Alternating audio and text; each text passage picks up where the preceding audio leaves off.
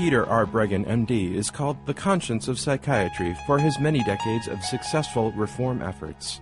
His scientific and educational work provide the foundation for modern criticism of drugs and ECT and lead the way in promoting more caring and effective therapies. His books include Talking Back to Prozac, Toxic Psychiatry, Medication Madness, Psychiatric Drug Withdrawal, and now, Guilt, Shame, and Anxiety, Understanding and Overcoming Negative Emotions. Welcome to the Dr. Peter Breggin Hour. Hello, my wonderful audience. I am really glad to be back today.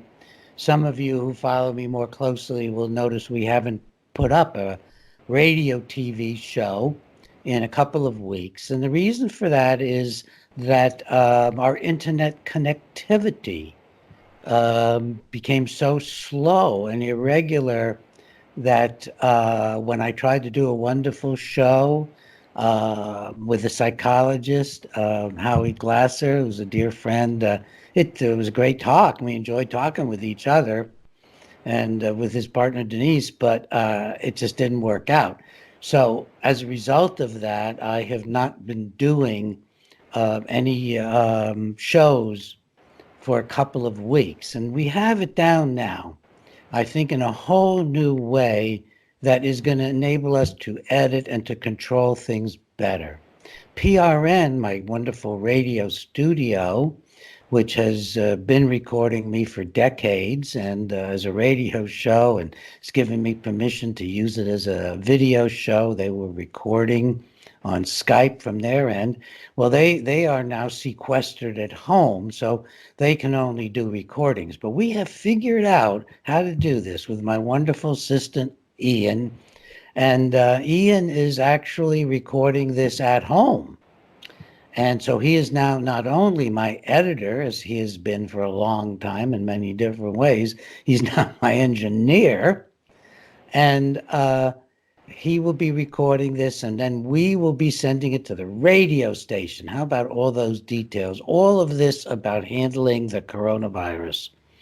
And the radio station will be able to put it up from home, and you'll be hearing me on the radio, and you'll be seeing me on YouTube, the Dr. Peter Breggin Hour, radio and TV.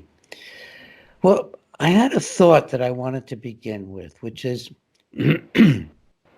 by any standard, I'm an older man now. I'm 83. I'm one of those people who is really vulnerable.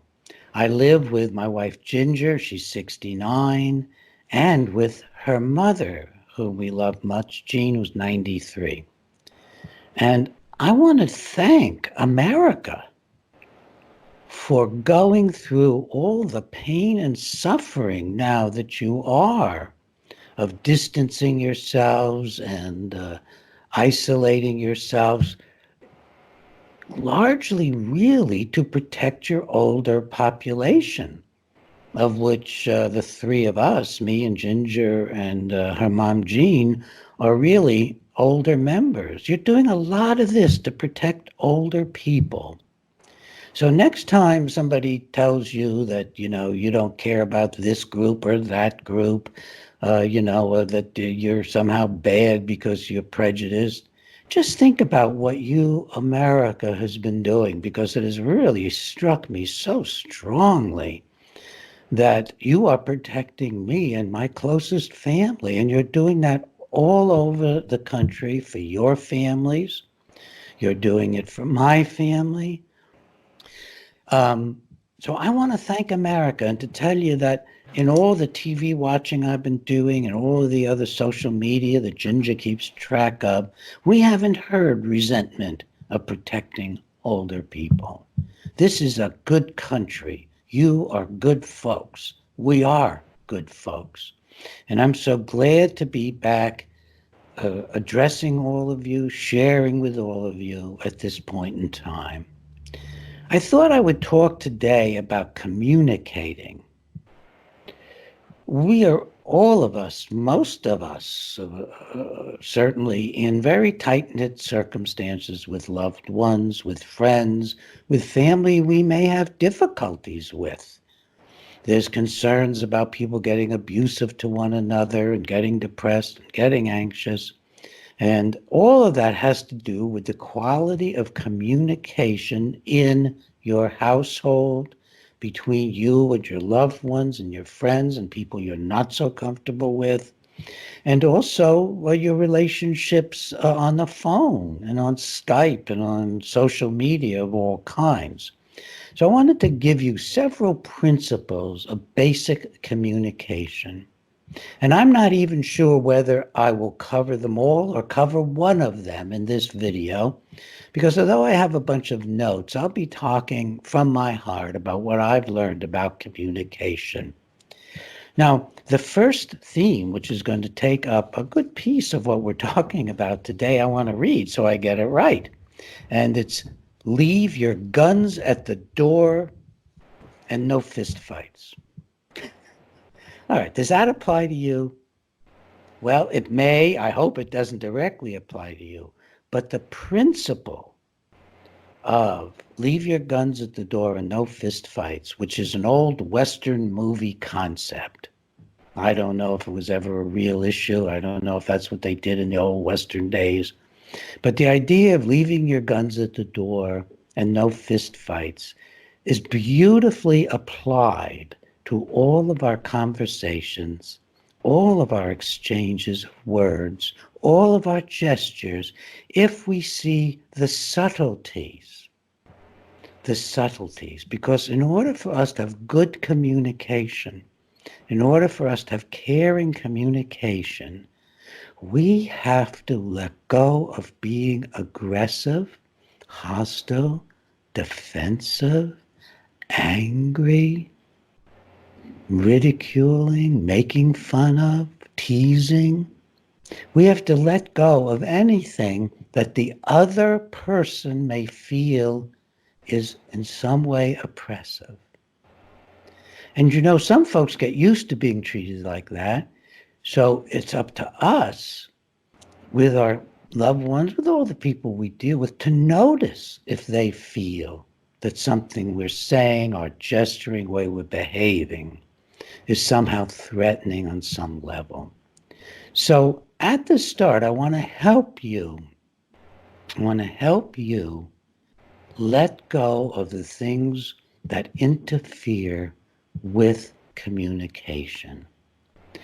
I'm going to give you a personal example to start with, so you don't think I'm coming from some, I know it all or I'm superior position here, because these are principles I have to work to live with, to have a wonderful and good relationship with the people that are close to me. I have to think about these things all the time, and especially more recently, because when we became sequestered, and even before that, really, this goes back to before that, when Ginger's mom came to live with us. I'm a psychiatrist, psychotherapist. I should have anticipated that, of course, that would place stresses on Ginger far beyond stresses on me. I've always had a very easy relationship with her mom.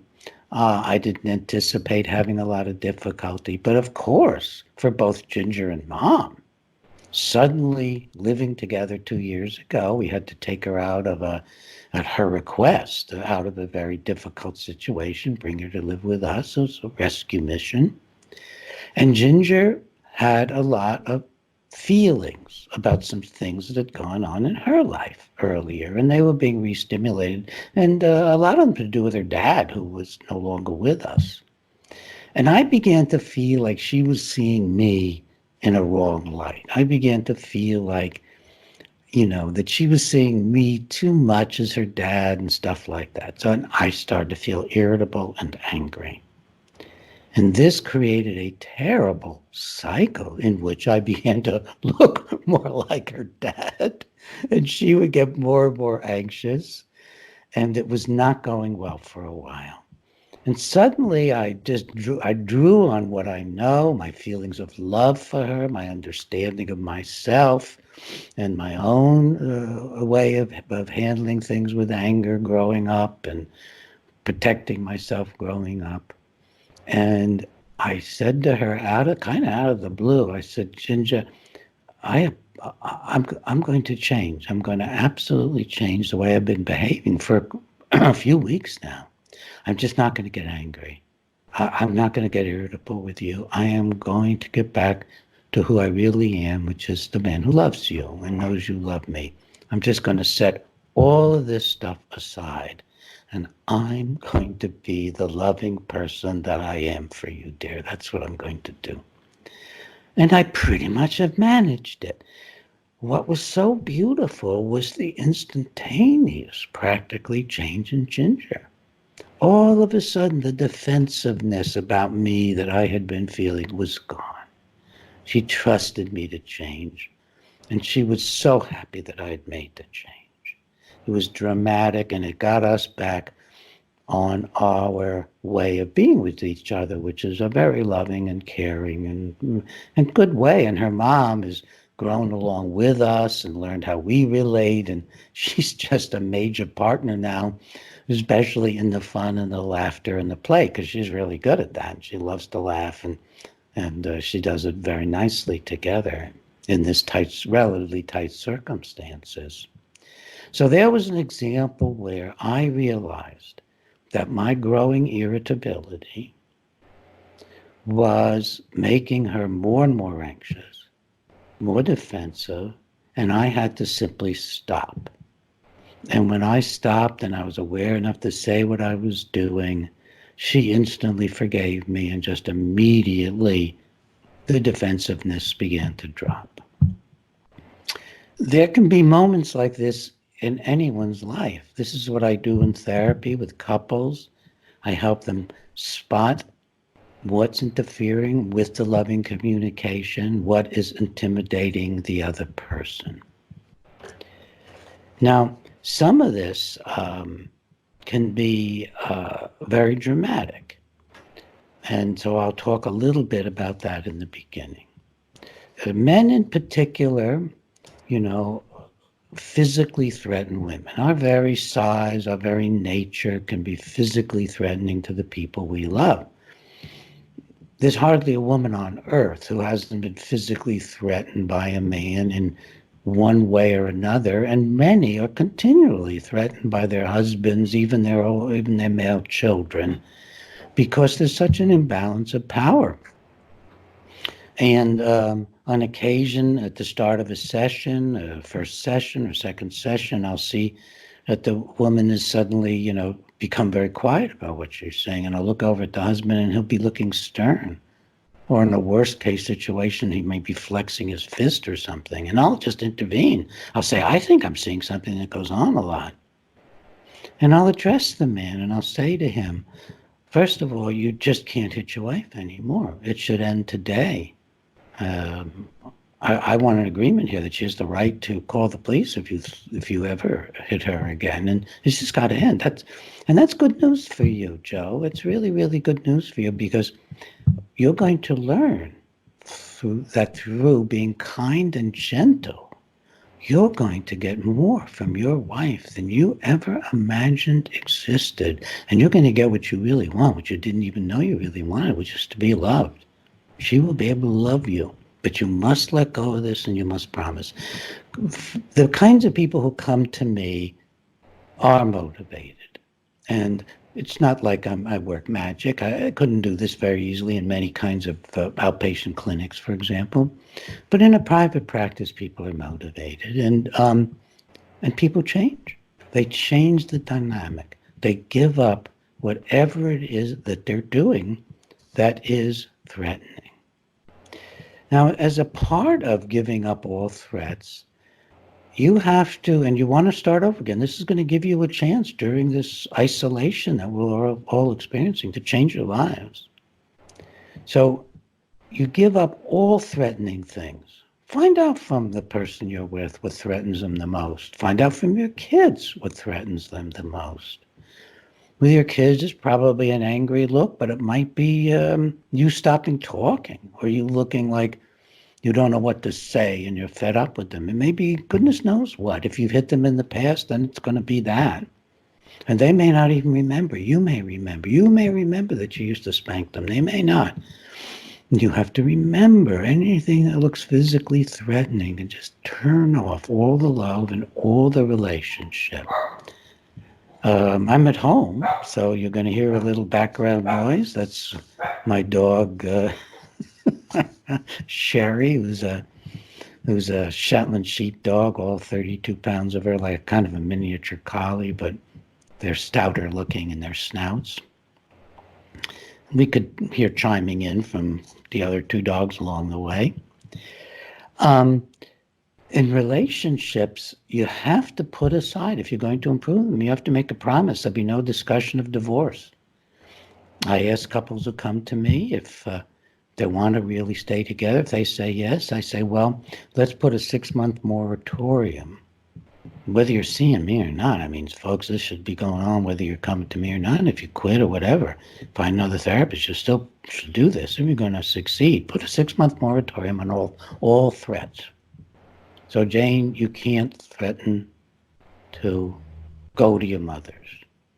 Joe, you can't threaten to get a divorce. In fact, you can't leave the house in a huff as if God knows what you're going to do on your way out or when you're driving. So you have to find all the threatening things you do with each other, and you have to stop doing them. I want you to just mull on that for a little bit. I'll kind of look at what I'm thinking about here too. The nature of threats can be surprising to people. For example, many men are devastated when their wives cry. Then it becomes important to distinguish what kind of crying is it. And really, the person who cries, you should have a discussion with them. Are they crying in anger? Then that, of course, is scary. Are they crying because they feel hurt? Is it a vulnerable expression of their being hurt? Are they crying out of relief? Are they crying because something you've talked about has brought up some ancient history? It has nothing to do with you. So women, be careful of your crying, because it may be perceived as somehow very threatening, like they've hurt you, they made the girl cry, now they made their mother cry. My God, if your husband made your mother cry, his mother cry, if she was depressed and she would cry at the kids, with the kids and stuff, well, then you have to learn to understand that, and you both got to work on it. The man has to get used to what genuine crying is, that's not manipulative or threatening or necessarily angry, but is an expression of feeling hurt and feeling vulnerable. And you work it out and you talk about it. But women in the audience, remember that men are extremely susceptible. And of course, so are women in gay relationships. All these principles, by the way, in my experience, apply to gay relationships, to straight relationships, to any kind of relationship, not necessarily even romantic relationships. They happen at work, they happen everywhere. So what I'm talking to you about is not just the close, romantic, intense, and family relationships. I deal with lots of lawyers. One of the nice things about being sequestered is that I'm not getting so many calls for lawsuits, and I have wanted to back off from that work. But working with lawyers can be very, very difficult. Some of them are terrific, of course, and some of them are pretty stressed out and angry folks. And all these principles apply. They all apply. And I've been focusing at this point on understanding what you do that may be threatening to the other person, and how to, in a way, also, if we're talking about angry relationships, is just detoxifying the entire relationship by not participating from your direction in whatever behavior aggravates, upsets, and threatens the other person. Now, you might feel very vulnerable here. You might say, oh my God, you mean I'm going to let my husband determine what of my behavior threatens him? Or I'm going to let my wife or my kids?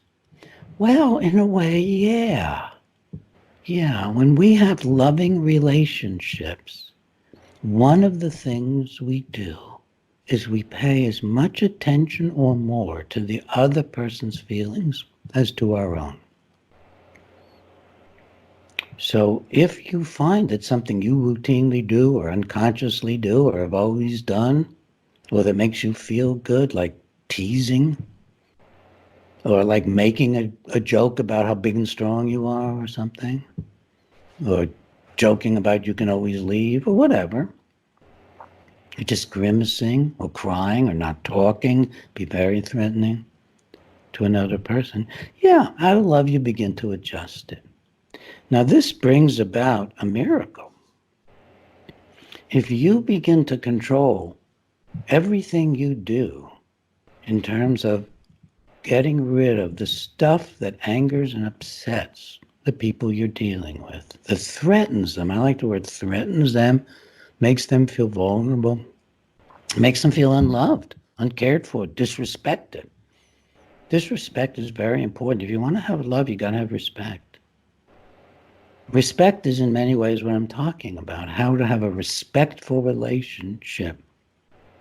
I'll talk in part 2, perhaps. We'll see how this runs. But in part 2, about loving communication. Right now, I'm talking about respectful communication where you learn very much as if you were in a foreign culture what is offensive to the person that you're living with, being with, talking with, on the phone with, working with. I hope this makes sense. If you get this and you haven't understood it before, and frankly, I am continually losing track of it myself. So, I mean, I've got my own habits. Teasing is one of them. That is not always the best at all. And I try to only tease myself. But even that can get confusing to sensitive people. Who you're really teasing. So keep it in mind that if you have a caring and loving relationship, then, or even just if you want a respectful one, so I have to keep coming back to that because that's a kind of a new insight for me to really focus on this as the respect issue. Hi, folks. I just took a little break, and during that break, my assistant Ian brought up the evidence that is accumulating for how difficult it is for people to be sequestered together at this time, and is very relevant to what I'm teaching, instructing, sharing, reminding myself about, and relearning with you today as I'm going over them, what I feel are the most important issues in communication and having good, rational, loving communication. Ian mentioned to me that there are reports in China of greatly increased divorces following people being put together for long periods of time. People are unaccustomed with it. They don't know how to deal with it. But further than that, you can actually make it a better time. You can learn to love each other more. I hope, in fact, we'll find out in retrospect there are more babies. That doesn't necessarily mean love, of course, but that we love each other more during this time because we have uninterrupted, and in some ways it could be less stressful depending on the family situation. Times together could be much more stressful. And in the U.S., of course, we have data that the suicide hotlines are getting many, many more calls. And so are some of the lines for domestic abuse. And so what I'm talking about today, it can help you in general with all of your communications, but especially you could put them into application to stressful living and turning it into loving living, rational, ethical, loving. You'll notice that I don't talk a lot about just express your feelings. Even in therapy, when I'm conducting therapy, I don't encourage people to express just what they feel. Beyond a certain point, If what they're expressing is uncontrolled helplessness, where they're rageful at somebody, doesn't even have to be me, it's just not good for them, or themselves, or their loved ones, or God. Helplessly condemning, feeling angry, feeling rageful is just not good for people.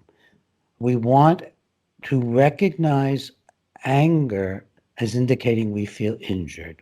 And that's another thing I wouldn't doubt that some people hearing the first part about stopping your aggressive behaviors, learning and identifying what your aggressive behaviors are, and in particular, what are the behaviors you have that threaten other people. It's more important than what you think is threatening, what threatens other people, so that you can stop them, whether it's a smirk, whether it's a clenched fist, whether it's looking like you're going to run away and leave the house, whether it's ridicule, whether it's stopping talking, whether it's getting up and leaving, whatever it is, whether it's a subtle tone of voice that you don't even understand or recognize, that the person who's dealing with you recognizes. That we learn to let go of these things, to discuss them openly. Well, again, you can see that my emphasis is on reasonable, ethical, rational, loving communication. It's not on just saying what's on your mind. Human beings, we leave so much to be desired. I mean, we are so conflicted. And all ancient stories, whether it's the Bible or classical literature, goes back to how much we leave to be desired. We have to work hard to be loving, rational, and ethical. No matter whether reading Plato and Aristotle or the Old Testament, we have to work so hard on being loving and ethical. And that's what this is about. So that's step one that I'm emphasizing to begin with, and perhaps is in some ways the most important, and I'm calling it respectful relating.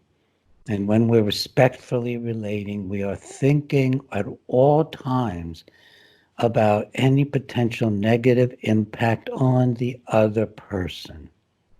You say, well, you're coddling them. You know, you're loving them and you're being respectful toward them. For those of you who think this is like unmanly behavior, hey guys, I got news for you.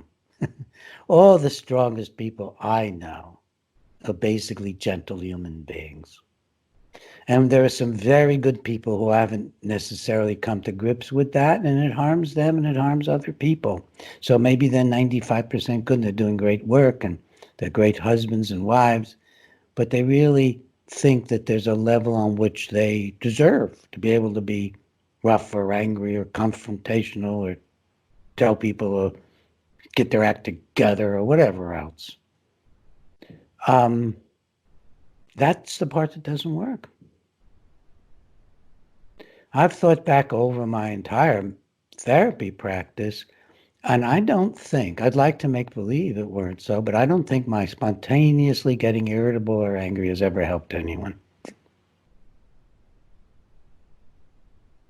I don't even think getting consciously angry, let alone spontaneously or determinedly irritable or angry with any has ever helped. It's always been much better if I've been able to say, hey, please, that's hurting my feelings, or hey, if you talk to me that way, it's really hard for me to maintain myself in a way that's valuable to you. So let's see what we can figure out to get our communications back down to a really good level where we're being respectful toward each other. And I always want to be respectful toward you. Even if you're not being respectful toward me, I'm going to do my best to be respectful toward you because I believe that's how we should behave. Now, in the last 20 or 30 years, as I've gotten older, which brings automatically a certain amount more respect, but also some disrespect. A little bit. I get a little bit of disrespect, little ageism. I tease people back about it, maybe, but hopefully about me. You know, I say, well, you know, I'm not that old. I can even text with you. So here I'm very spontaneously just kind of letting myself think about what happens in therapy in particular. And I really try to always be respectful. Doesn't mean I always succeed, but I really always try to be respectful. And then we get to the caring and the loving part. But before going there, I want to talk about something that in my books, and my best book for all of this, there are two books, Guilt, Shame, and Anxiety, and The Heart of Being Helpful. Guilt, Shame, and Anxiety, and The Heart of Being Helpful. And I'm going to ask Ian, who's my engineer today and always, to put that up on the film. It's The Heart of Being Helpful and Guilt, Shame, and the book Guilt, Shame, and Anxiety. Overcoming Your Negative Emotions is the subtitle. Understanding and overcoming your negative emotions. So we have the right to ask of other people that they treat us well. That's the unconditional right to self-defense. We have an unconditional right, I think, to say to one of our patients, as a doctor, please, I know that you're upset and angry and you've had a hard time today, but I'm on your side. I really am. Let's see if we can just work on that assumption. But as I started to say, I've noticed in recent years, I don't have confrontations with the people who come to see me. Partly is they're very self-selected. Most of them know me. They come believing in me, having trust or faith, and particularly wanting to see me.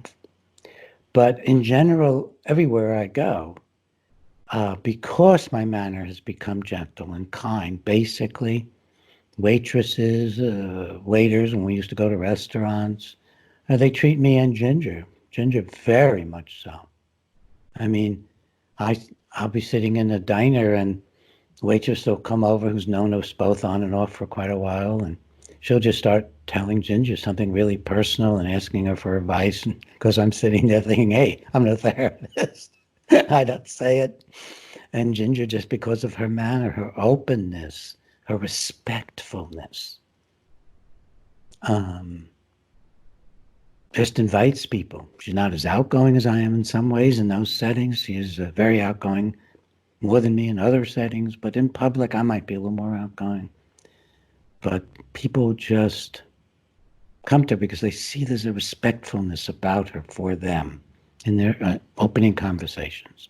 So you work on this stuff and it's going to change your life. It's going to make things better in just about everything you do. And once again, I want to come back to the anger issue, because it's so in us that getting angry is good. We used to, in the 60s, we used to be taught to beat pillows and smack each other with soft objects as a part of letting out anger. It doesn't work at all. It just encourages anger. It gets us used to expressing anger. And better than expressing anger is to express the underlying discomfort or hurt. And if you express anger towards somebody, keep in mind that you're really telling them, and you might well make it open, that you're threatened by them. And similarly, it's best to just come out and just say, hey, even if you must say, I find myself getting angry, I think I'm feeling safe right now in this conversation. That gives the other person a much better chance to stop the cycle and to contemplate on what they are doing. And occasionally, certainly in business situations, you may come across somebody who just doesn't respond to that, and you have to make a very serious decision about whether you want to work with them. I don't work with people in business situations. In therapy situations, I'll just keep working with somebody, because I feel like that's the one place where they deserve somebody really, really, really overcoming the cycle and showing them the cycle can be ended. But that's not my job in a business situation, working with tradespeople. Almost never. I haven't had a problem working with tradespeople since 25 years, probably, in that sense of the word, in that way. Ginger handles them beautifully. This really is a way you can be with people. I really want to emphasize that, and be this way with the people that you're stuck with now due to the coronavirus. Just be that way with folks. Now I'm going to come up with what is essentially the second principle. Thus far we've been talking about respect. And the second principle is really a whopper. Here it is. The second principle is to make all your words advance the conversation and the relationship. So I'm trying to do that as I do a video. I do that when I chat with Ian in between, if anything's gone wrong. I try to do it with Ginger. I try as much as I can. I try to do it with the dogs. Because most of us know that anger just scares dogs. It doesn't really result in cooperative behavior, which dogs are so willing to do if they understand. And most of us as humans we're really willing to cooperate if we understand and if we don't feel threatened. So think about that. We don't feel threatened. We understand. Most of us are willing to be real cooperative with each other. So I try to think about, let's say I want somebody I love to change their behavior in some way. Maybe I feel neglected. Maybe I feel I need a little more attention. Maybe I need to explain that I'm not feeling very well and let the other person get it further. I need to think about it as advancing the relationship. I need to think about it as improving communication, which is one and the same with advancing the relationship. So I might consciously just say, how are you doing, Ginge? I haven't talked to you in a little while. And she might say, well, I've had a stomach ache this morning. And the whole conversation changes. Now I understand why I haven't gotten the attention, because I've thought about her, the relationship, how much I care about her. We can always find ways, pretty much, to advance the relationship. We can talk about how much we love the other person. I don't think you can tell somebody you love them too many times in a day. I don't think it's possible. Unless, of course, they find it's getting artificial and they say, I'm a little uncomfortable and you've told me you love me 5 times in the last hour and I don't know what's going on. I'm thinking of maybe Ginger saying that to me, and I might think, uh-oh. What am I telling her that 5? Oh, I feel badly because I made a mess or something. Or I'm feeling badly because I haven't taken the time to spend with her that I know she needs right now. But think about how it would change everything for you. Because not too many people are doing this. And I mean, even for me, I have to remind myself how much it changes everything for me, because it's not easy. So just keep in mind and imagine if every word you speak. So if the dog is barking and making you feel crazy, that happens in this house with me. Ginger's little dog, her little 4-pound Yorkie, has a voice that sounds like, maybe the Greek Furies who chased people who were being bad. I think that's what they did. Or at least they thought were being bad. And if Ginger steps out from the house into the garage for a minute and doesn't reassure the Yorkie first, because the Yorkie has learned to accept that kind of reassurance, and I'm reading or more likely talking to mom or relaxing, I can get really mad. And I can yell at the dog. I do that. But every time I do that, it's going to start with mom. It's going to scare the dog. And it's going to upset Ginger. She doesn't like her dog being yelled at. And Ginger then feels bad that she forgot to quiet the dog down before she left.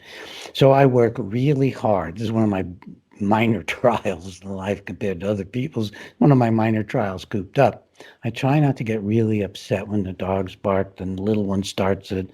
And then Sherry has her sort of medium bark. And then the big one goes, Rudolph, this huge woof. That's mom's. lassie dog, um, big girl with a big deep wolf, but none of it is like the Yorkie.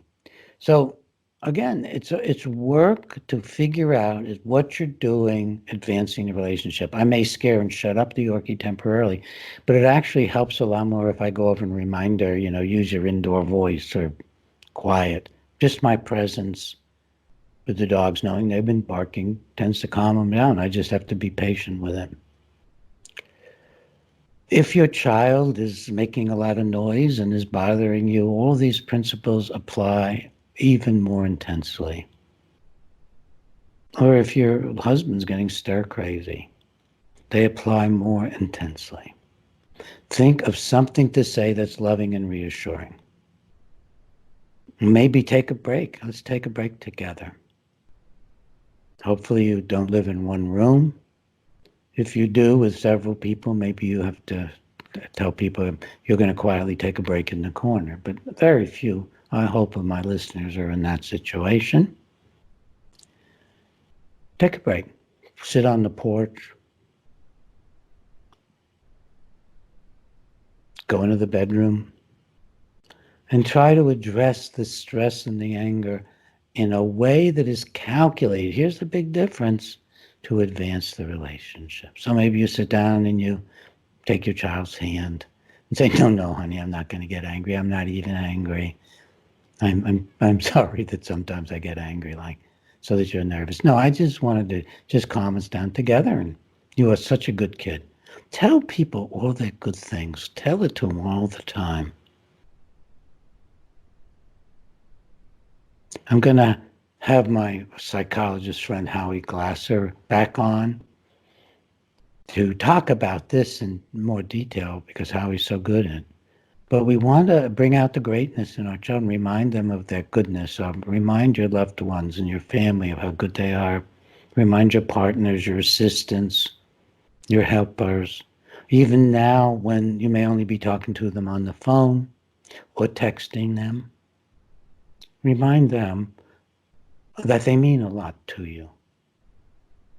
Make that a substantial part of all your communications. And you'll get back these really cute little texts when you text in that way. I'm trying to think about some more ways to make this concrete for you. It really means that you stop and you think. I've had people say in therapy and outside of therapy, if I listen to what you're saying, I'm going to have to think every time I speak. And I say, yes, of course. In the beginning, you're going to have to think hard every time before you speak because you're breaking lifelong habits, the two of you being angry at each other. Or you're breaking a long habit of coming out with critical remarks about your son or your daughter. Or you've been yelling in the house. Yeah, you stop and think. And what you think about is good stuff, that you want to be a kind, caring, loving human being. Because we humans are not necessarily that way at all. With great ease, with the slightest encouragement, we teeter on giving up all our ideas about being kind and loving and gentle. So we're going to work at it.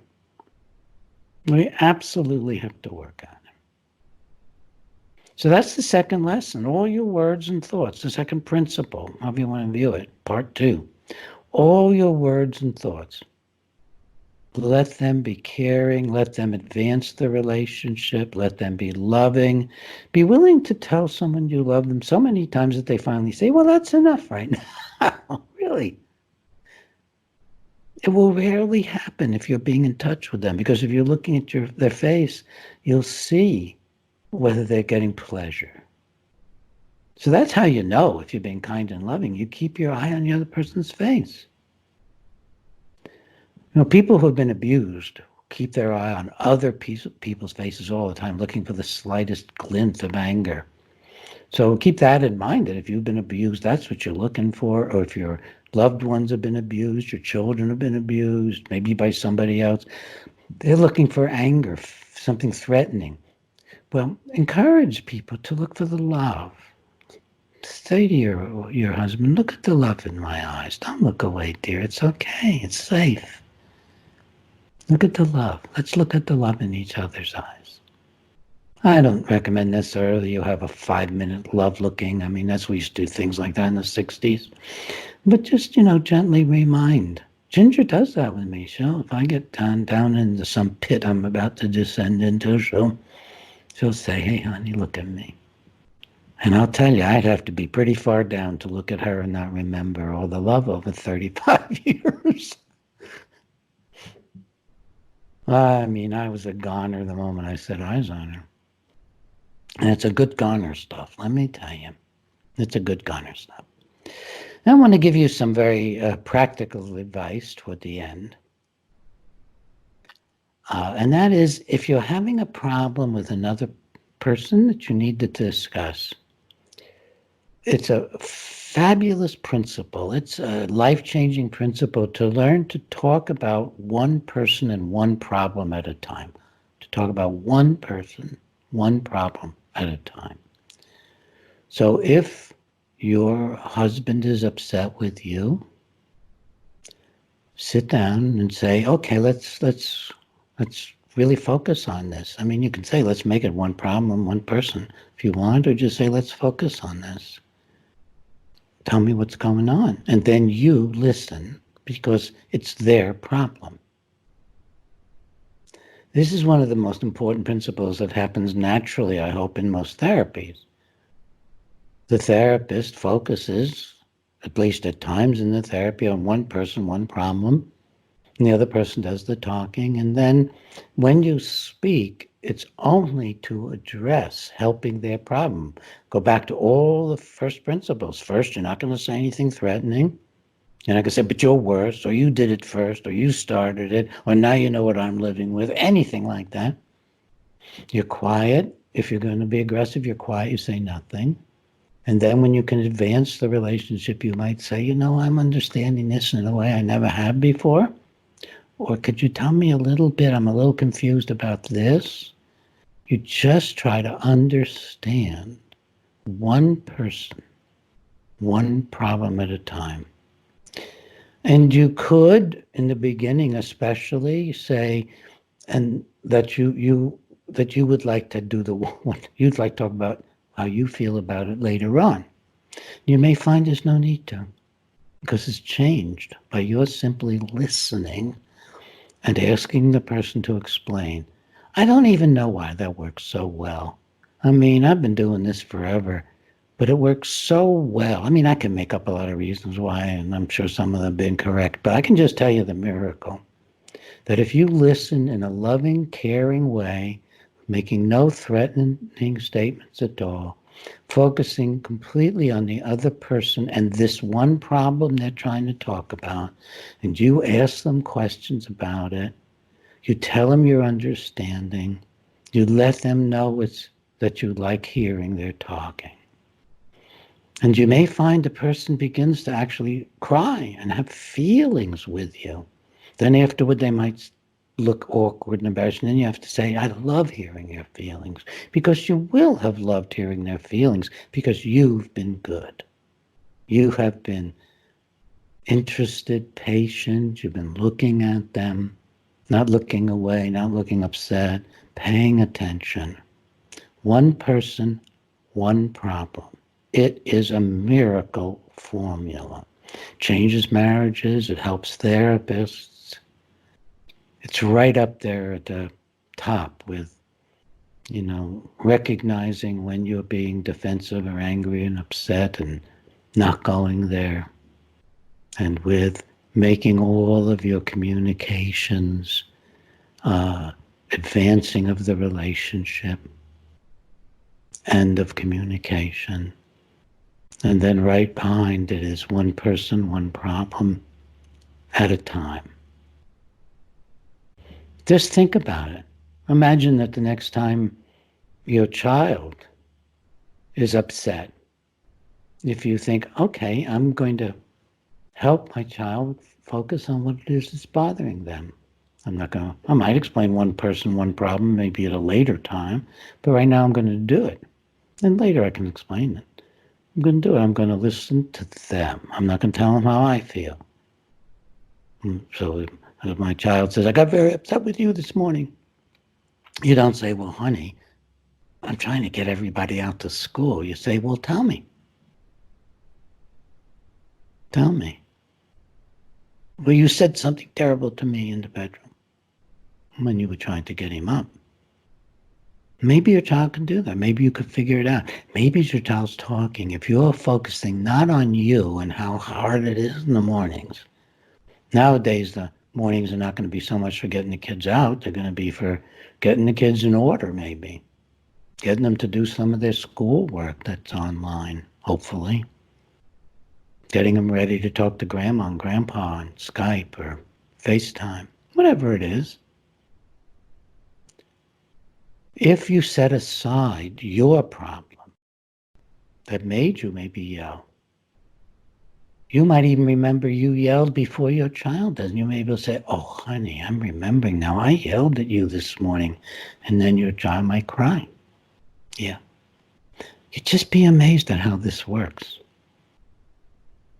And it's so peaceful. There is nothing, hardly a thing on earth as peaceful as knowing your job is to have a loving, good relationship with everyone you deal with, and especially to make sure about it with the ones you love, and especially in this time of coronavirus isolation.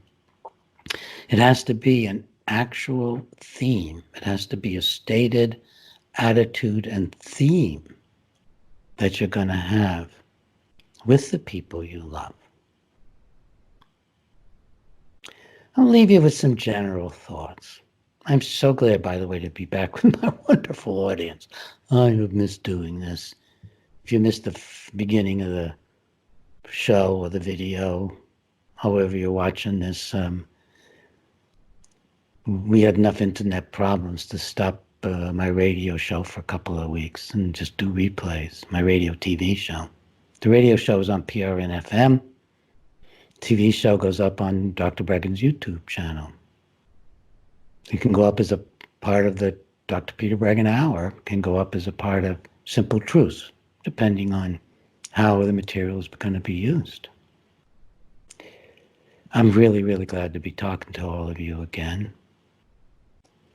And keep in mind that a basic principle of mine, you can read about it in Guilt, Shame, and Anxiety, my book, and read about it in The Heart of Being Helpful, The Heart of Being Helpful.